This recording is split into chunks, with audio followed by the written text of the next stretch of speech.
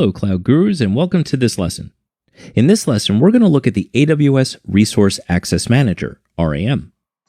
So I want to talk a bit about account isolation in AWS for a minute. You might hear something called a multi-account strategy in AWS. This means you can use different AWS accounts to separate concerns like administration, billing, or to minimize the so-called blast radius around any mistakes or security vulnerabilities. Now, using a multi-account strategy is great, but it could present a challenge when you need to create and share resources across accounts. That's where Resource Access Manager comes in. If you have multiple individual AWS accounts or an AWS organization, you can create resources centrally and use AWS RAM to share those resources with other accounts.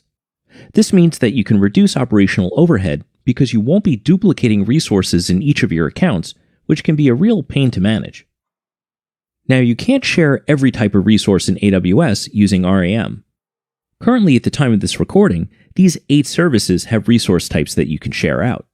So that's AppMesh, Aurora, Code Build, EC2, EC2 Image Builder, License Manager, Resource Groups, and Route 53. So let's take a look at an example here.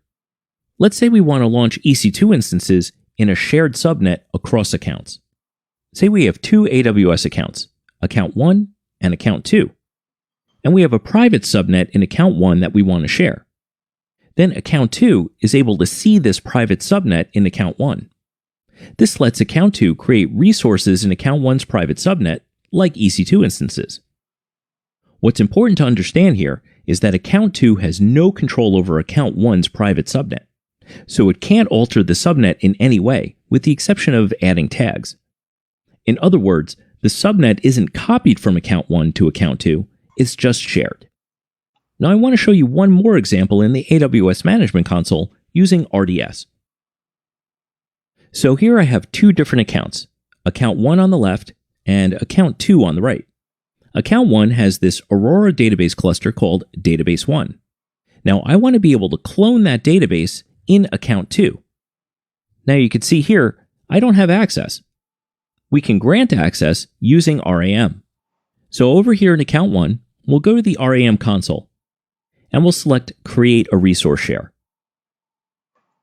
We'll give this a name, call this Aurora Cluster, and under Resource Type, you see all the different resource types that we can select.